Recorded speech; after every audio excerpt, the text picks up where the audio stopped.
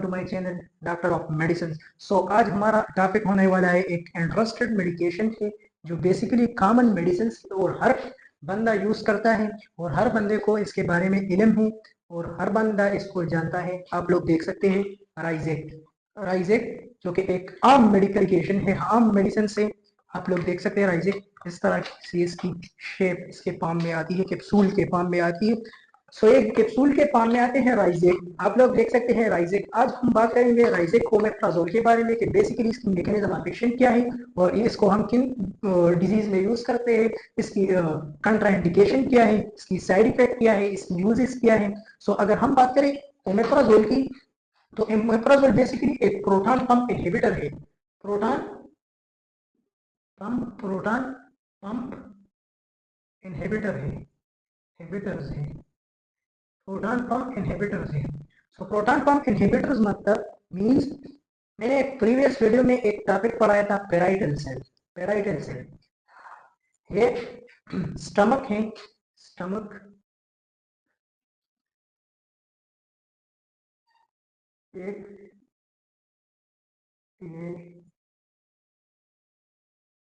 ये स्टमक है, आप लोग देख सकते हैं एक स्टमक है।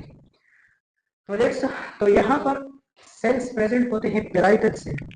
प्रीवियस वीडियो में मैंने डिटेल के साथ पढ़ाई थी पेराइटल सेल। अब ये पेराइटल सेल क्या करते हैं, तो इस पेराइटल सेल में यहाँ पर प्रोटॉन पंप लगा होता है। प्रोटॉन पंप लगा होता है, ये H प्लस आयन को बाहर स्टमक के ल्यूमेन्स की तरफ पुश करते हैं और वहां पर क्लोरीन आयन प्रेजेंट होता है। तो उन क्लोरीन आयंस के साथ एक बॉन्ड बना लेता है, HCl हाइड्रोक्लोरिक एसिड बन जाता है। तो ये मेडिसिन उस प्रोटॉन पंप को इनहिबिट कर देता है जिसकी वजह से HCl बनना रुक जाता है और जो स्टमक की एसिडिटी ज्यादा हो गई थी, स्टमक में एसिडिटी ज्यादा हो गई थी, तो वो ठीक हो जाती है, ट्रीट हो जाती है। तो पेराइटल सेल, अगर मैं पेराइटल सेल आपको बनाऊं तो ये इस तरह से एक लेट्स सपोज एक पेराइटल सेल है, एक पेराइटल सेल है, पेराइटल सेल है, पेराइटल पेराइटल सेल है। तो यहाँ पर क्या प्रेजेंट है, यहाँ पर प्रोस्टाग्लैंडिन प्रेजेंट होता है। तो चलो मैं प्रोस्टाग्लैंडिन प्रेजेंट होता है, यहाँ पर H रिसेप्टर हिस्टामिन, यहाँ पर हिस्टामिन रिसेप्टर प्रेजेंट होते हैं, यहाँ पर एसिटाइलकोलिन रिसेप्टर प्रेजेंट होते हैं, यहाँ गैस्ट्रीन रिसेप्टर प्रेजेंट होते हैं। तो यहाँ पर एक पंप लगा होता है, पंप, प्रोटॉन पंप जिसे हम कहते हैं proton pump, H plus ATPase pump, proton pump लगा होता है। तो ये पंप क्या करता है, तो ये पंप यहाँ पर H प्लस होता है, बहुत ज्यादा H प्लस प्रोटॉन होते हैं। तो इस प्रोटॉन को ये बाहर निकलवाता है ल्यूमेन्स की तरफ। ये यहाँ पर प्रेजेंट है तो साइड पर, तो यहाँ से प्रोटॉन यहाँ बाहर आते हैं, प्रोटॉन निकल ल्यूमेन्स की तरफ आते हैं। और यहाँ पर ऑलरेडी Cl प्रेजेंट होता है, Cl बहुत ज्यादा अमाउंट में प्रेजेंट होता है। तो वो इस H प्लस के साथ एक बॉन्ड बना लेता है, HCl बन जाता है, HCl नेगेटिव, तो HCl बन जाता है। अब ये प्रोटॉन कहाँ से आ गए, पेराइटल सेल में ये प्रोटॉन कहाँ से आ गए, तो यहाँ पर सेल के अंदर हम तो पानी बहुत ज्यादा पीते हैं, तो H2O प्रेजेंट होता है प्लस कार्बन डाइऑक्साइड, ये तो प्रेजेंट होता है। तो इस H2O और कार्बन डाइऑक्साइड से एक रिएक्शन, ये दोनों रिएक्ट कर देते हैं और एक इस तरह से H2CO3 नेगेटिव, इस तरह से एक आयंस क्रिएट हो जा रहा है। तो ये आप लोग देख सकते हैं, अगर मैं इसको इस तरह से बनाऊं तो oxygen 1, oxygen 2, oxygen 3, hydrogen 1, hydrogen 2। तो यहाँ पर अगर आप लोग देखें तो कार्बन तो बेसिकली 4 बॉन्ड बनाता है, तो ये तो 5 बॉन्ड हो गए, तो ये तो अनस्टेबल है।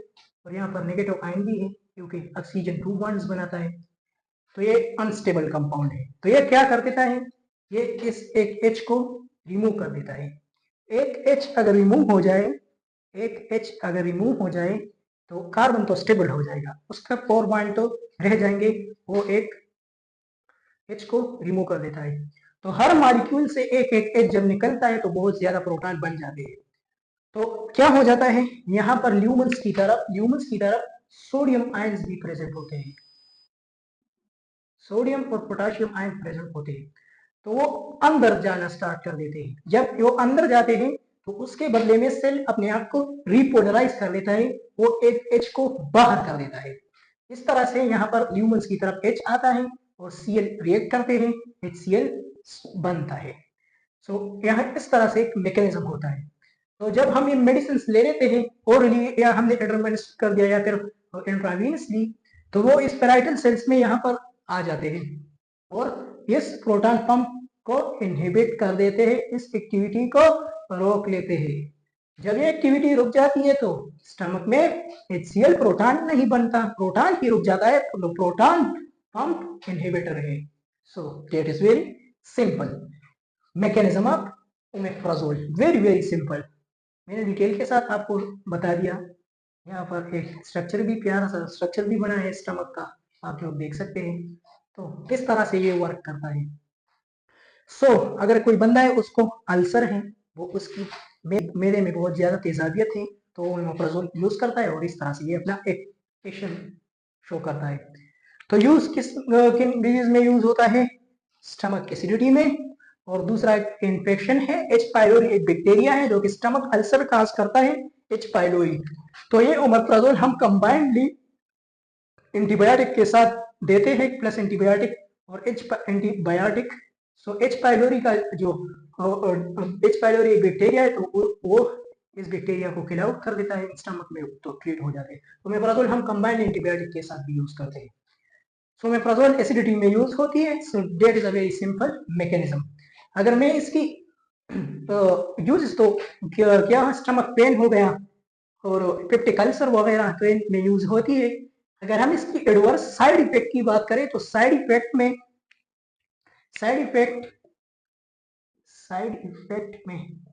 नाजिया, वॉमिटिंग, हेडेक और इस तरह से कॉमन साइड इफेक्ट है वो काज करवा सकता है अगर ज्यादा यूज ना करें। अगर बहुत ज्यादा यूज कर रहे तो किडनी प्रॉब्लम क्रिएट कर सकता है, नेफ्राइटिस करवा सकता है, नेफ्रॉन की डैमेजेस करवा सकता है किडनी में। इसी के साथ साथ ये जॉइंट पेन भी क्रिएट करता है, जॉइंट पेन भी क्रिएट करते हैं।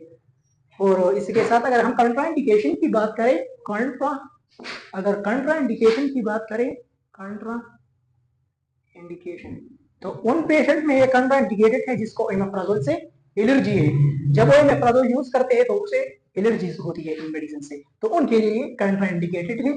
तो मैंने तो ये बेसिक मैकेनिज्म आपको ऐसे ही समझा दिया। अब मैं ज्यादा कोशिश करता हूँ कि मैं बोर्ड पर ना लिखूं, तब बोर्ड पर मैं अगर ये इस तरीके से अगर मैं पढ़ाता हूँ तो वीडियो बहुत ज्यादा लंबी हो जाती है, लेकिन फिर भी आपको इजी समझ आता है कि ये किस तरह से हो गया, क्योंकि मैंने बहुत ज्यादा वीडियो देखी है यूट्यूब पर भी, और तो मैंने बहुत वीडियो देखी यूट्यूब पर, फेसबुक पर, टिकटॉक पर भी मैंने वीडियोस देखी है इसके रिलेटेड। सो इस तरह से किसी ने भी नहीं पढ़ाया हुआ है, हर कोई बस कहता है प्रोटॉन पंप इनहिबिटर है। तो किस तरह से प्रोटॉन पंप इनहिबिटर है, तो पहले तो आप समझा दो कि प्रोटॉन पंप है क्या। तो ये प्रोटॉन पंप, और इससे पहले ही मैंने आपको आपका बेस क्लियर किया है, पेप्टिक अल्सर में मैंने पेराइटल सेल मैंने ऑलरेडी पढ़ाया था। तो मैंने आपको उसको रिवाइज करने के लिए यहाँ पर थोड़ा बहुत लिख भी लिया। मैं इंशाल्लाह ओमेप्राजोल के बारे में एक क्यूरीज फॉर्म में भी लिखूंगा, तो वो आपको इजी समझ आएगा। और इंशाल्लाह पेमोटेडिन के बारे में भी हम आगे वीडियो में बात करेंगे, जो लोग यूज करते हैं स्टमक प्रॉब्लम के लिए पेमोटेडिन मेडिसिन से एसोमेप्राजोल, पेंटाप्राजोल, और इसमें लोग इन्फ्यूजन्स भी लगाते हैं, तो उसके बारे में मैं आगे आपको समझाऊंगा किस तरह से लगाते हैं, किन किन डिजीज में यूज होती है। तो ये तो बेसिक्स था ओमेप्राजोल के बारे में। तो अब हम हम जीआईटी अभी तक जीआईटी पढ़ रहे हैं। जीआईटी में मैंने आपको मुकम्मल, मेरे ख्याल से अब कुछ ही मेडिसिन इस तरह रह गई है जो कि जीआईटी में रिमेनिंग टॉपिक में, और बाकी ऑलरेडी डन, आज जीआईटी कंप्लीटली डन हो गया है। तो अब हम लोग मिलते हैं इंशाल्लाह कंप्लीट वीडियो में आगे एसोमेप्राजोल एंड ओमेप्राजोल ट्रिमोटेडिन मेडिकेशन के बारे में मैं इंशाल्लाह आपको बताऊंगा। अब हम लोग मिलते हैं इंशाल्लाह नेक्स्ट वीडियो में। अल्लाह हाफिज।